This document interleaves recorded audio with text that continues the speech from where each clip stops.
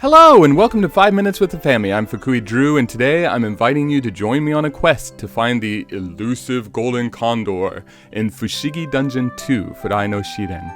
This game was released in 1995 by the Chunsoft Corporation. This company might sound familiar as it did make a name for itself on the original Famicom with classics like Portopia Serial Murder Case and Jesus, Kyofu no Biomonster. Oh, right, and a little indie series called Dragon Quest 1, 2, 3, 4, and 5. I mean, if you've ever even heard of those. In fact, the original Fushigi Dungeon featured Torneko from Dragon Quest 4, as Chunsoft tried to piggyback on Dragon Quest's popularity. But for the second outing, known internationally as Mystery Dungeon, where'd the two go? Torneko steps aside and Shiren the Wanderer takes center stage. The switch wasn't random. It's said that the developers wanted to give players the option to rob innocent shopkeepers. And Torneko couldn't sully his pristine image with such villainy. So here we have Shiren, the robber, and occasionally the murderer. Wow, I was not expecting that. The game opens with a nicely animated cutscene. It's clever, but not exactly gripping. Marvel as your character sleeps, wakes up, and immediately sets off to find a Japanese-style inn. Thankfully, he is accompanied by the cutest companion ever, a talking weasel. He's charming, well-animated, and immediately forgotten about once the main game kicks in.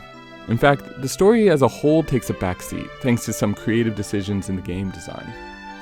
Now, what are these creative decisions, you might ask? Well, for starters, this is a roguelike RPG, which means every dungeon is randomly generated.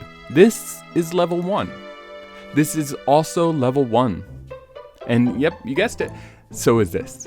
No matter how many times you replay it, no level will ever be the same. Every layout, enemy, item, and exit changes with each run, so there's really no point in studying any specific level. I doubt Nintendo Power sold many guides for this one. And then there's the real kicker. If you die, you lose everything and start over, gearless from the beginning. It's essentially a reset button for your whole adventure, and trust me, you will die a lot. Sometimes it's a rookie mistake in the early levels. Other times, it's an unavoidable cheap shot in the later stages. While the world record for a glitchless speedrun is a mind-blowing 10 minutes, most of us will clock in at around 40 plus hours, as it takes this long to culture the skill and luck necessary to make it to the end. This means that overall the game will last as long as any other JRPG. It is very easy in this game to get tunnel vision, to skip side quests and interactions and focus on grinding through the levels. Chunsoft did try to refocus our attention on the story, adding rewards and consequences to our actions. I mean, cure a girl of her blindness and she'll return to her family, those type of things.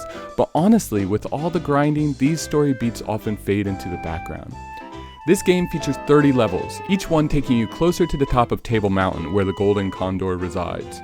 You'll pass through a dozen or so biomes, forests, mountains, villages, mines, marshes. These changes are not just cosmetic, they actually impact the gameplay. Mines, for example, have limited visibility thanks to a fog that blocks your view around corners. You'll also notice that difficulty ramps up fast. By level 7, I was sweating. Those cute little tank enemies, yeah, they're pure evil, and they've ruined more runs than I care to admit. This difficulty forces you to level up just to survive, but it's no surprise that this game got mixed reviews despite being, well, awesome. The difficulty is just that intense. The truth is, Fushigi Dungeon 2 forces you to master its mechanics. You need to know which weapons work best against which enemies, which scrolls to hoard, and how to manage your items efficiently. For instance, sickles work great against the undead, the Drain Buster works well against enemies that use status effects, and the Yoto Kamaichi can hit multiple enemies at once. You'll find yourself switching swords mid-combat often, and careful item management becomes crucial. The game is technically turn-based, but it doesn't always feel like it. Every move you make allows the enemy to move as well. Switch a weapon and they get closer. Eat a rice ball, they're right on top of you. But if you stop moving, they stop too. This gives you a chance to think through your next move, a little bit like the game Super Hot. First strikes are important, so don't be surprised if you find yourself slashing the air to lure enemies in.